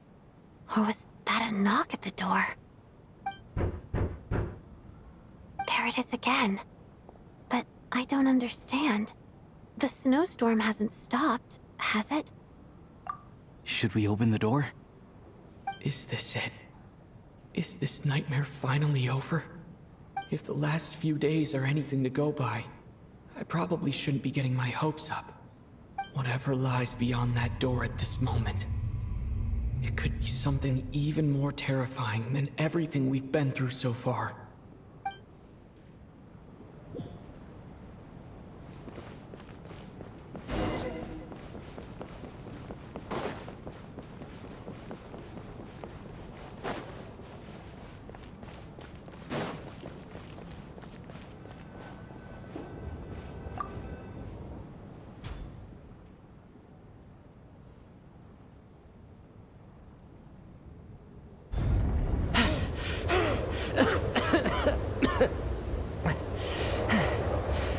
Hey everyone, I'm back. How are you doing? Feeling any better? Much better, thanks. Whew, it is so good to have you guys here. I was a little worried that the theater would be empty by the time I got back. Let me see. Tonya and Vodyanitsa are missing, which means Vodyanitsa died last night. And then you discovered that Tonya was the other dead person. Am I right? Not Tonya. Patoshka. First, tell us how you made it back here. Given the conditions outside, no one should be able to return alive.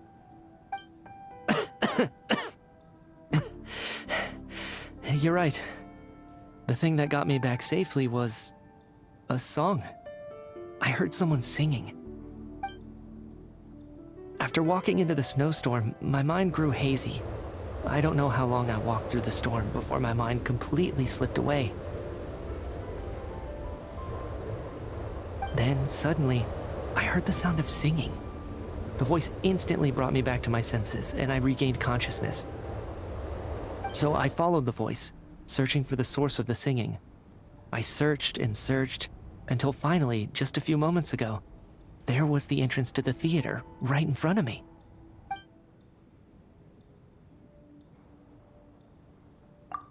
actually never performed this song in the theater before, because it has more of a ceremonial purpose for our people. It's not meant for the stage. It means something like, "May those we have lost watch over us, and follow this song back home in the night, so that we might be reunited once more." That must have been Vodyanitsa's Requiem. Who knew it actually worked? That song is meant to guide the souls of the dead. Mitya, that must mean that you... Huh. No kidding. Huh, seemed like I guessed right then. This is what I've been so desperate to tell you about. When I first stepped out of the theater, I was still quite lucid. My memory of it is still pretty intact. I remember the outside world being completely different than what I'd expected. It was like this was a world where only the snowstorm existed. There wasn't a trace of any humans or buildings ever having been there. I don't know how else to describe it, except to say that it just didn't seem like the real world. And as for the Requiem, if I was guided here by Vodyanitsa's song, it can only mean that I must already be dead. And this is my soul, not my body. But I didn't experience a clear moment of death while I was out there. Nor do I feel any different now than before I walked into the snowstorm. You don't seem any different to me either. In fact, this is something I've been wondering about for a while now. If souls aren't physical, shouldn't they lack tangible form? Both Shram and Patashka were clearly deceased, and yet their souls didn't look or feel like ghosts at all. They were visible, tangible, no different than you or me. This raises a truly terrible thought. Is that really what Mitya is suggesting?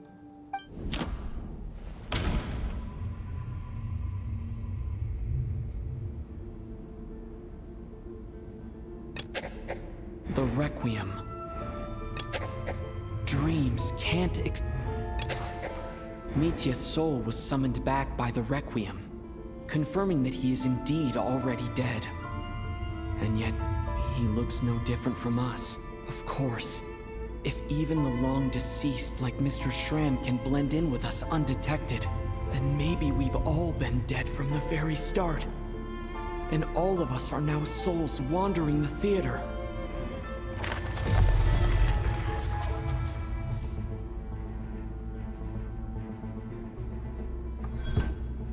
Yes. I think that this is probably the afterlife. What did you say?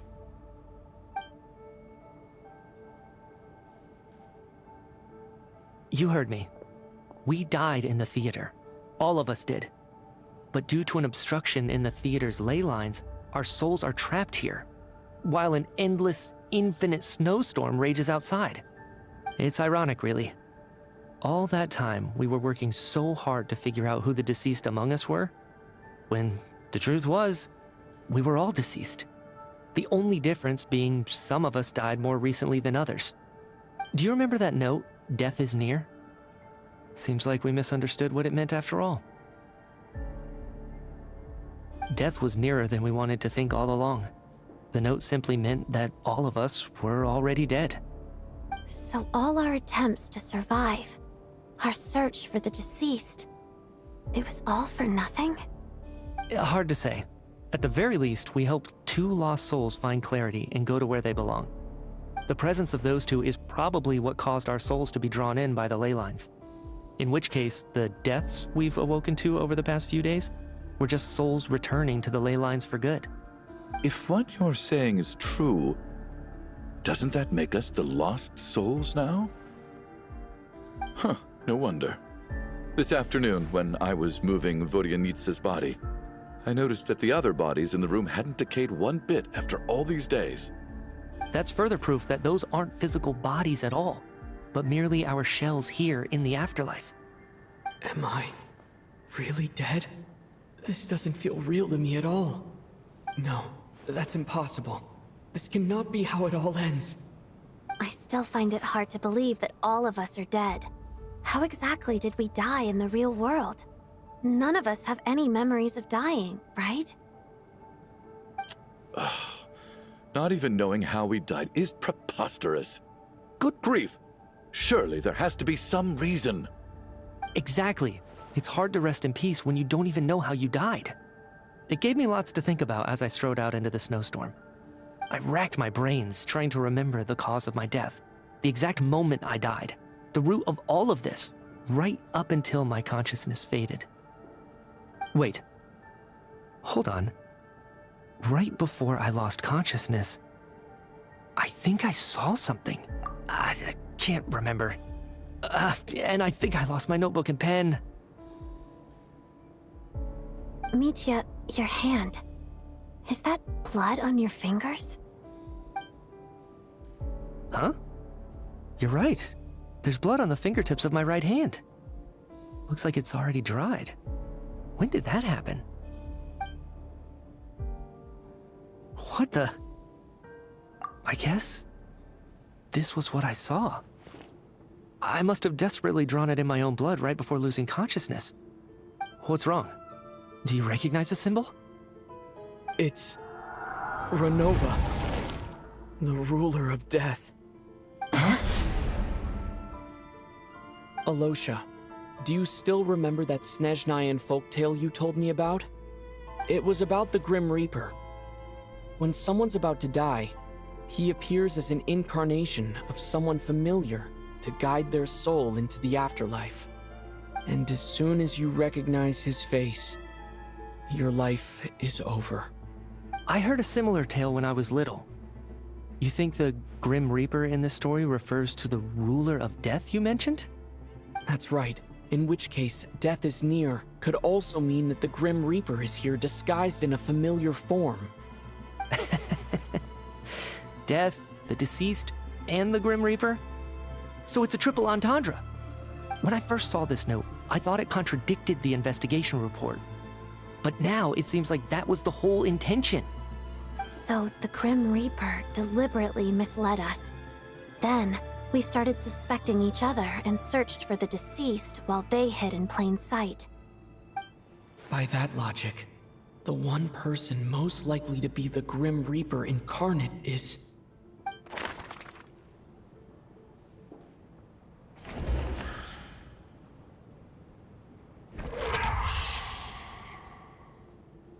No doubt about it.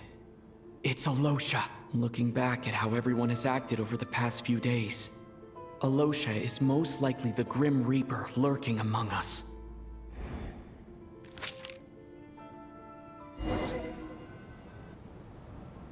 Is it you, Alosha?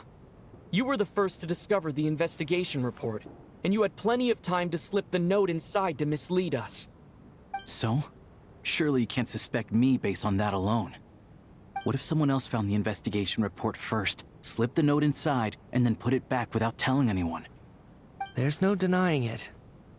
The note could easily have been slipped in much earlier than it was discovered. That's not all. I've also noticed that although on the surface, Valeri, Mitya, and sometimes I were the ones taking charge of the situation. Looking back now, even though you didn't say much, you were always subtly guiding everyone from the sidelines. What do you mean? You were the one who emphasized how dangerous it was outside and insisted we all stay here. It was also you who suggested that we all sleep in the same place. And earlier today, you tried to convince Patashka to stay. I don't understand why, but it was out of character. So, you didn't understand my intentions, and now you're assuming the worst. Seems pretty unreasonable if you ask me.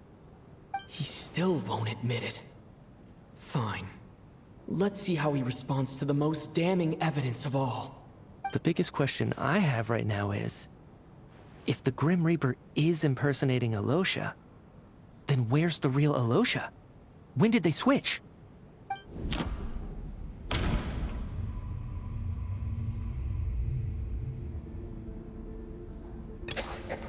That's right. This was the moment. Right at the start, before any victims had even emerged, Alosha was switched with the Ruler of Death while everyone's guard was still down.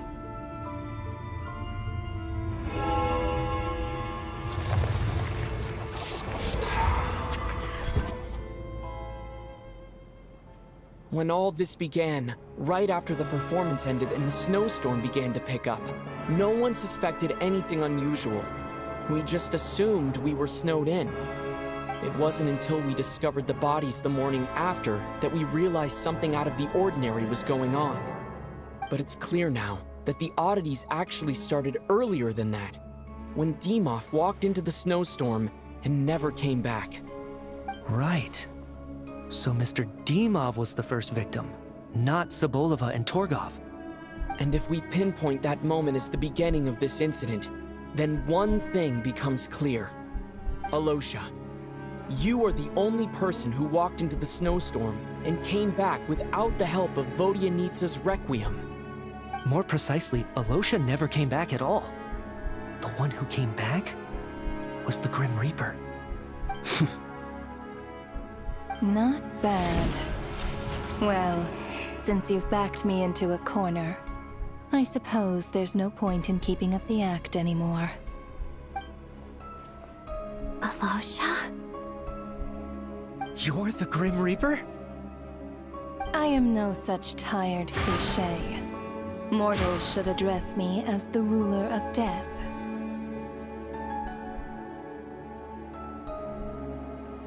Before being wiped out for good, you identified the two deceased, and even sensed my presence.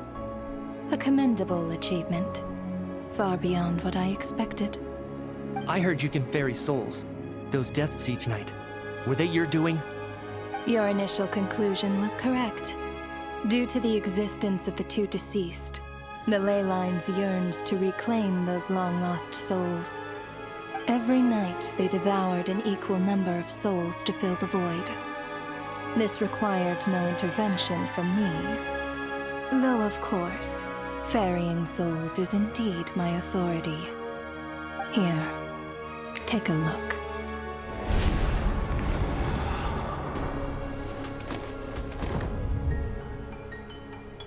What are you doing? That takes care of today's two. Don't get so worked up. You are already dead, and your souls must return to the ley lines. I know we're already dead. You murdered us, didn't you? Murdered? No. Murder is when mortals usurp my authority. Death is my jurisdiction.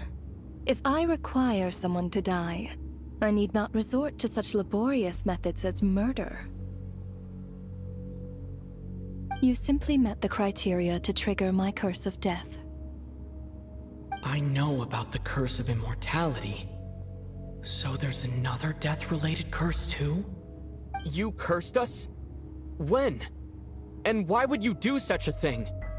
So often, humans pray to me, begging to know when their death will come, and what form it will take. But few people ask why. If you must have an answer, know that death comes simply because one's time has come.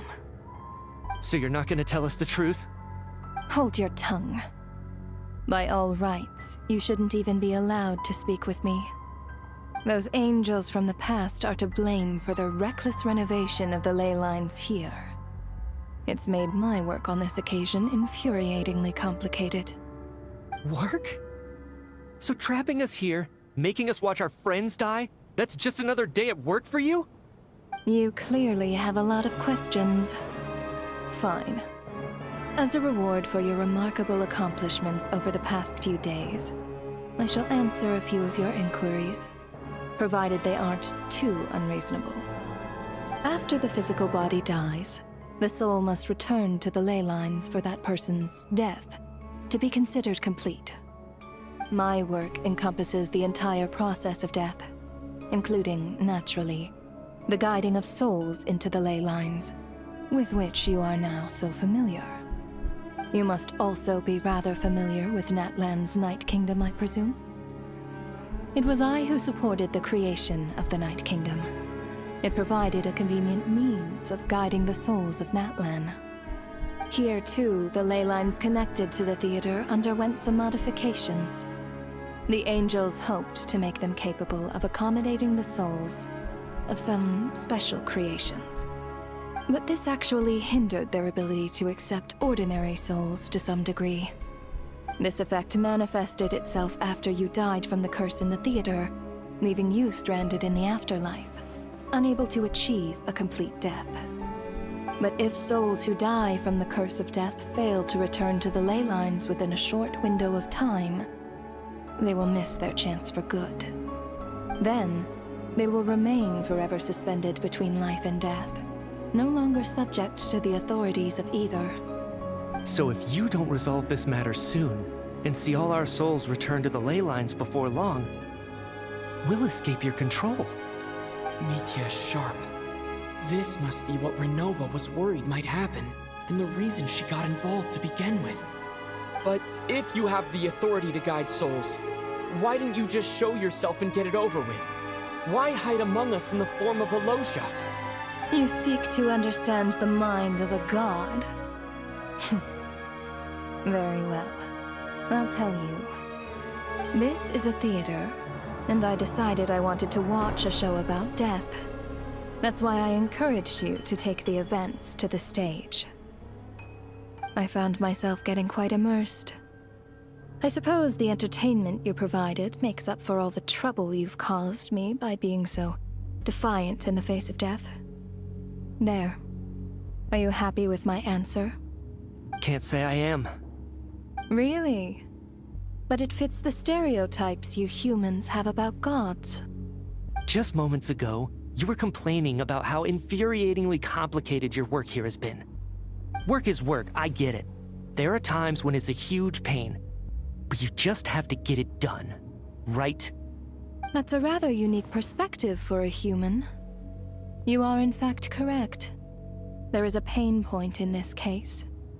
Due to the obstruction in the theater's ley lines, there is a hard limit on the number of souls they can receive each day, making it impossible for me to ferry all your souls at once.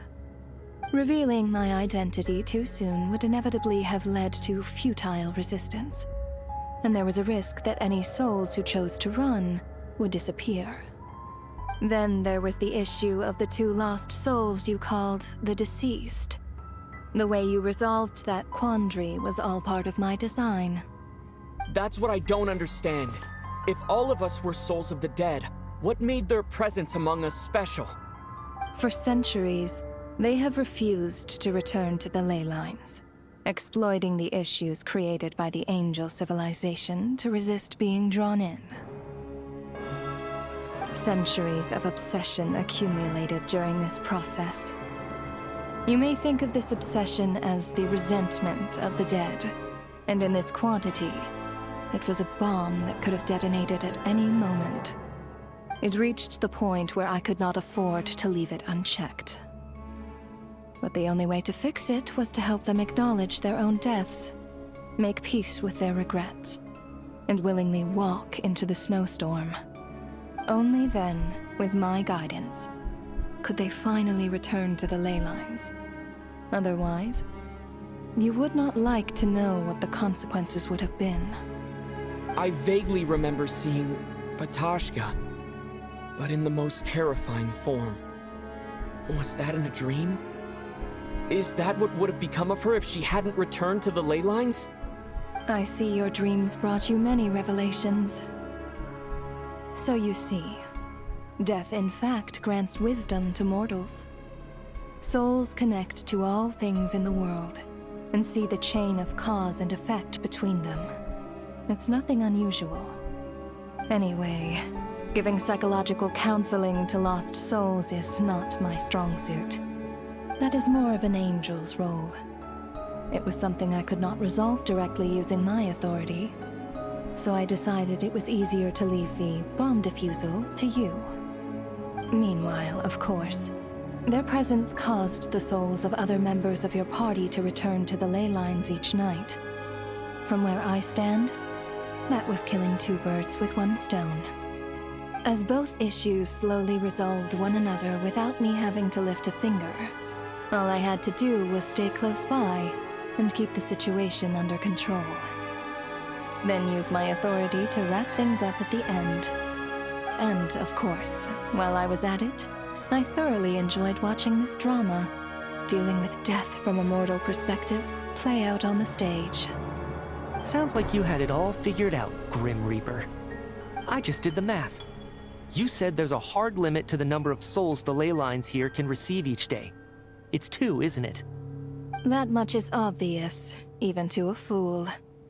It's time to review this whole affair. If the ley lines can only take in 2 people per day, I need to go over the deaths from these past few days again.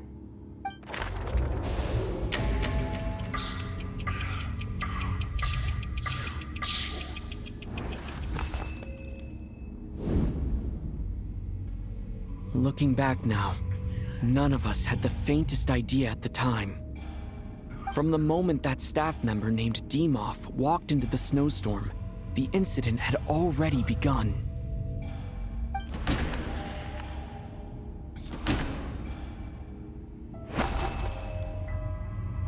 No. Let me go over this.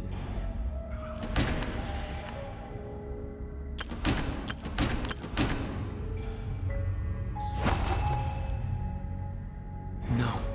Let me...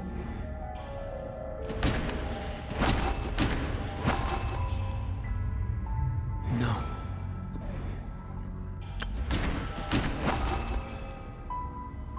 No.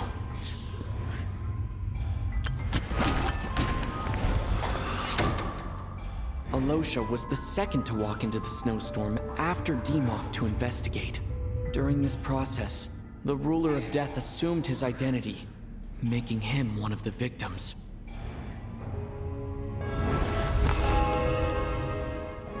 During our first night in the theater, everyone was caught up in the novelty of it all. No one could have expected there would be victims the very next morning. Despite all the confusion, and with the help of hindsight, we finally began to realize that something was amiss with the snowstorm.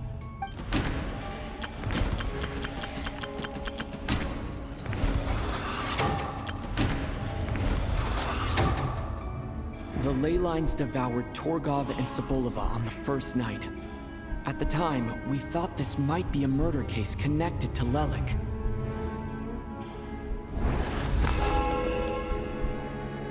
Odette and I spoke a lot that night.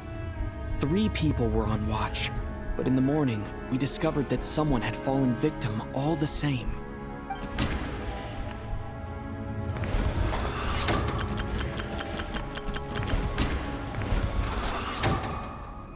The deaths of Kulish and Rampana caused everyone to stop suspecting Lelik. Unexplainable phenomena occurred one after another, leading Mitya to suspect that we were caught up in a supernatural event.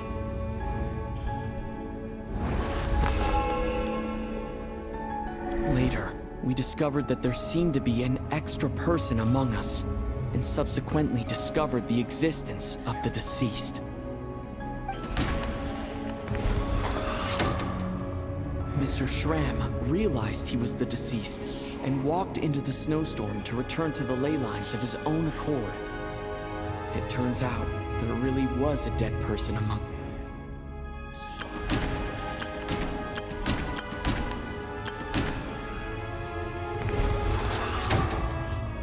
We thought it was all over, but Mr. Valeri's death was a rude awakening for everyone. The ley lines consumed him during the night regardless. A lot happened today. Mr. Valeri's death led us to discover the connection between the number of deceased and the number of victims during the night.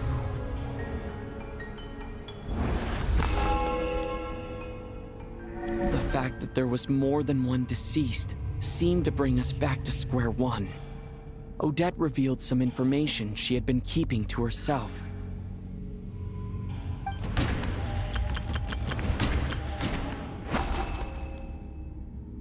Although Mitya did indeed walk into the snowstorm that day, he returned from the ley lines with the help of Vodyanitsa's The void in the ley lines hasn't been filled, so let's rule out Mitya for now.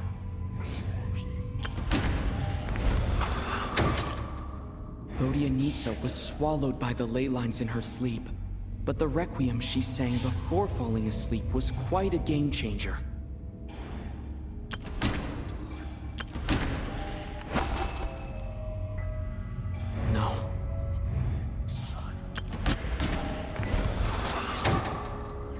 As it happened, Ptashka filled the void left by Mitya's return from the ley lines by walking into the snowstorm this morning. The girl I thought was child sister Tonya turned out to be another of the theater's deceased. Come to think of it, Ptashka was about to walk into the snowstorm at that time, and Renova, unaware that Mitya would return, was concerned that her soul would overflow from the ley lines. That's why she used Alosha's voice to try and persuade her to stay behind. Looking back, I suppose that was an early slip-up on her part.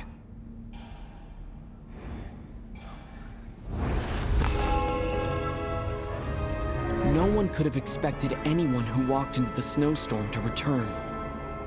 But just after nightfall, Mitya returned, bringing crucial information with him. Various truths began to surface, including that all of us were already dead, and that the ruler of death was here among us. Then, after revealing her true form, Renova callously claimed 2 souls.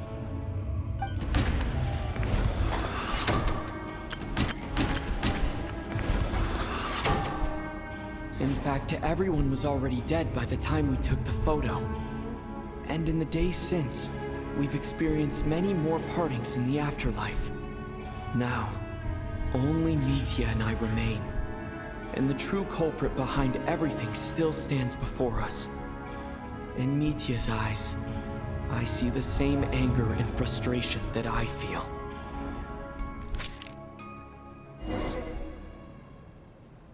That covers everything. It's all clear now. Your work isn't finished here yet, is it?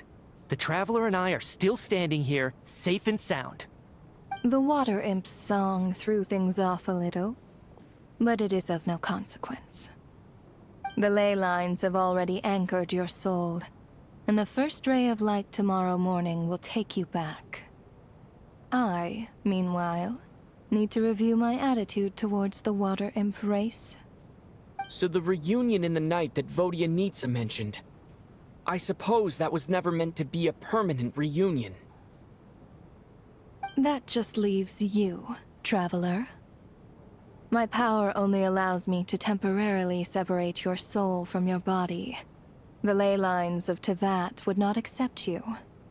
And your soul is firmly anchored to your body by your will. For a descender like you, who is not bound by Tevat's rules, your death can only be brought through the most violent of means, such as directly destroying either your body or soul. I have no interest in involving myself with Descenders, for now. Although, this may change if Asmodee remains missing, or you insist on interfering with our affairs. One last question then. All our struggles and sacrifices here, they were meaningless from the very beginning, weren't they? Death abides no reason.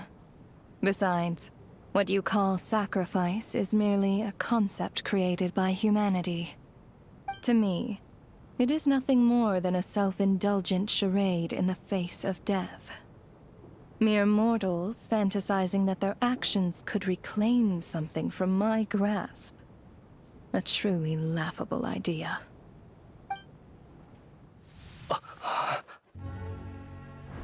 Grim Reaper, you really know how to get on my nerves. I'm not here to ingratiate myself with you. I kill merely because your deaths are necessary. Oh, you've made that quite clear. But humans don't take well to being scorned. Not even by the gods.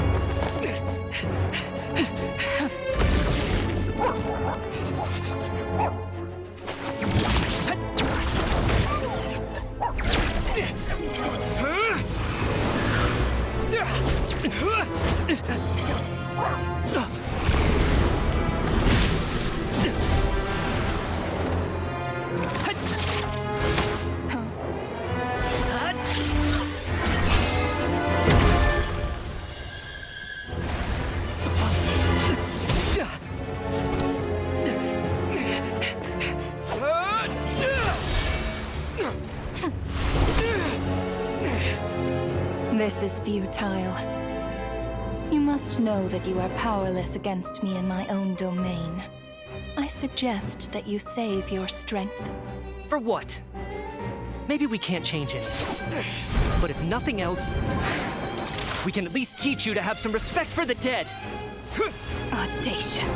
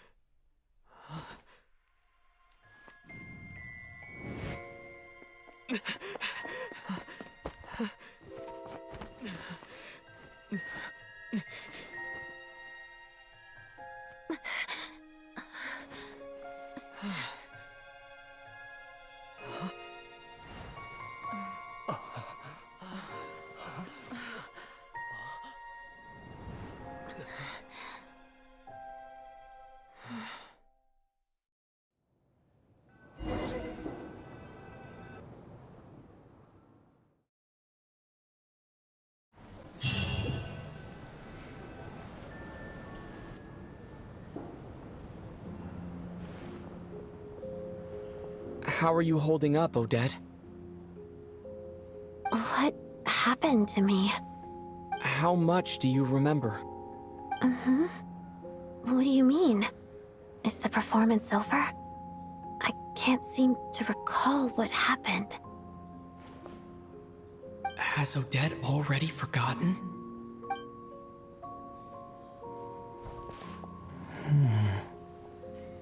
Mitya? Oh, I'm sorry. I guess I spaced out there for a second. Remind me who you are? Don't you remember anything?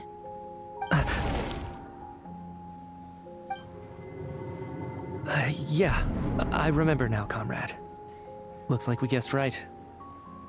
Just like me when Odette found me at the Armory Palace. For some reason, everyone killed by the Ruler of Death eventually came back to life. Just with one catch. They forgot what happened while they were dead. Odette and the others have already forgotten everything. Why were you able to remember this time? Could this be the reason?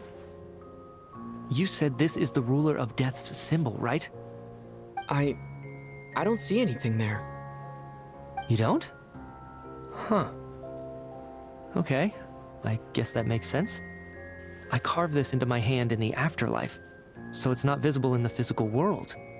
Does that mean I carved this symbol into my soul?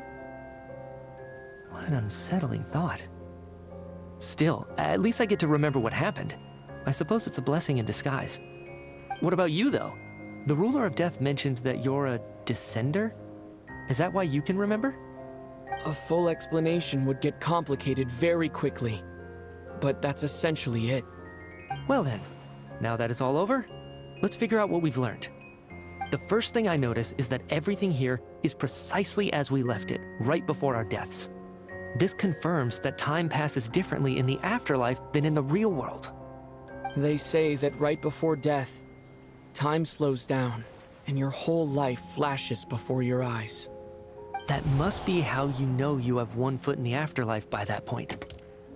Anyway, clearly the few days we spent in the afterlife probably only amounted to a few short minutes in the real world. This also aligns with previous reports of widespread temporary memory loss among the Armory Palace personnel. Now it seems likely that those were all brief deaths caused by the Grim Reaper's so-called curse of death. To those unaware of the truth, dying and coming back to life must feel similar to a short bout of catatonia. This leaves me with a couple big questions. What are the conditions that trigger this so-called curse of death? And why are we resurrected after we die? If nothing else, I think it shows that killing us wasn't her ultimate goal. We still don't know her true reasons for subjecting us to death. Right. This time only got complicated because of the situation with the theater's ley lines. That's why she had to approach it differently. If the previous incidents of amnesia among the researchers are anything to go by, killing us is usually a pretty routine matter.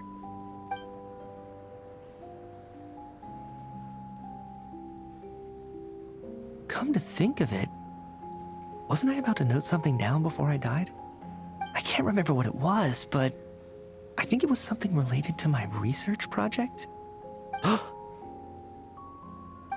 Sorry, Traveler. I'll catch up with you again later. Right now, I have to make a trip back to the Armory Palace. Sir, if I may, no one of your description has ever shown up in my investigations into Mr. Mitia's friends. Yet, you two seem very familiar with each other. Could you perhaps tell me where he was in such a rush to get to? And, by the way, have we ever crossed paths? Forgive the presumptuousness, but I feel a vague and indescribable sense of familiarity about you. I can explain everything. Could you help me gather everyone in the theater in one place?